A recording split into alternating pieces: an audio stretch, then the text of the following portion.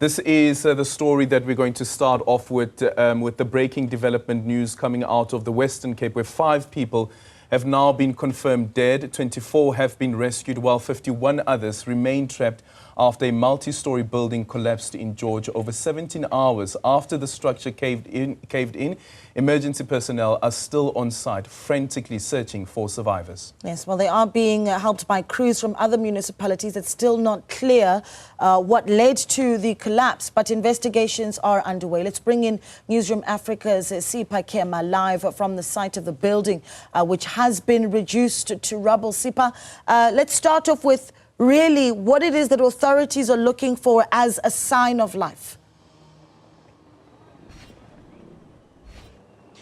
Well, Naledi, I think the hope here is that there are 12 people currently responsive underneath all that rubble, and that is how they were able to find the other 24 that were rescued as well, was to call out the names, and they were responsive. So 17 hours later, 12 people are still responsive underneath all that rubble. As you can see, the teams are there on the scene working tirelessly to ensure that they're able to, rescue or retrieve those that are still trapped underneath. What we've been told is that actually this the 5-story building, it seems as though the first floor or level of the building is still intact, and the rest of the 4 stories then is what actually collapsed underneath, and they are assuming that that could be the reason why some, of course, are able to respond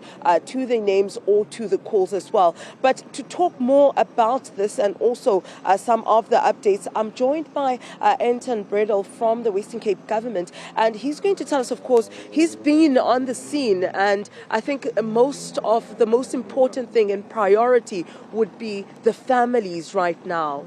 Yeah, I'm being joined by the Deputy District Mayor, and they attend to the families, and it's important to understand that there's a lot of pressure, a lot of tension. It was a very long night for all of the families, and we thank all the volunteers and gift of the givers for assisting and helping us.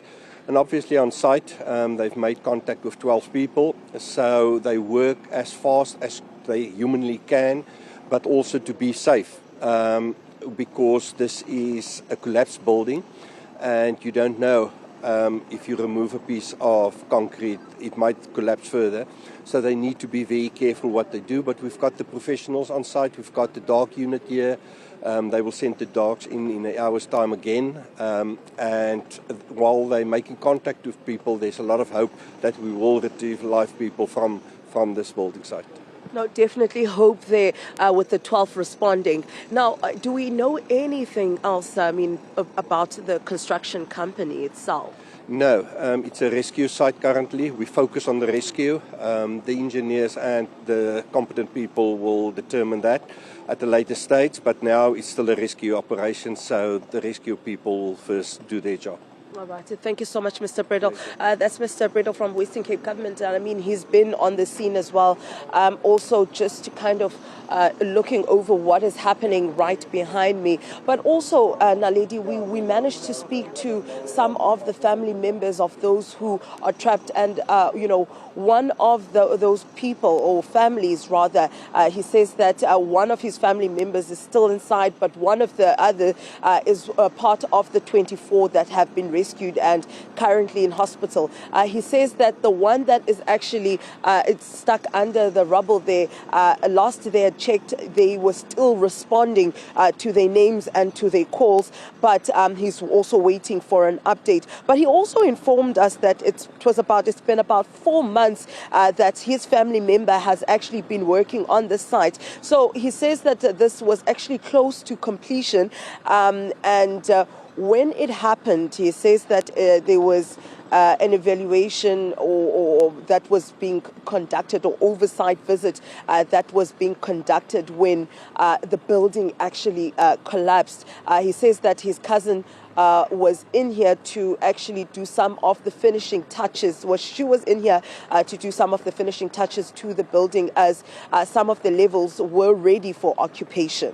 Yeah. But of course, we will bring you more live updates here from Georgia, from the scene, Naledi, where we're going to find out, what has happened to those 12 that were responding. But currently, we can confirm that the death toll has actually risen to 5 and no longer 4. Remember, we had reported 4 at 5:15, but as of now, we saw an ambulance that was rushing, coming through down York Street on the other side of the municipality building, and that's when the 5th death was confirmed. All right. Well, there's our reporter, Sipha Kema, keeping a close eye on those developments.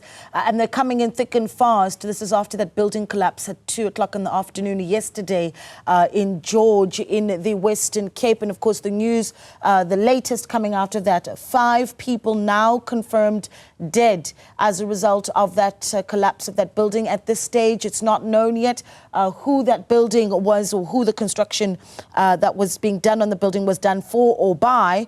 But we do know that it was meant to be a residential building. 50 people still stuck underneath the rubble, and videos, of course, making the rounds even on social media.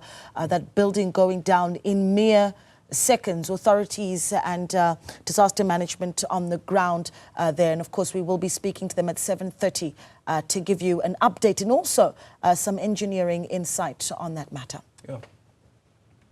And interesting that Sipha also mentions that at least that some of the people are responsive. 12, she said, that are responsive. So we'll keep you updated with that story.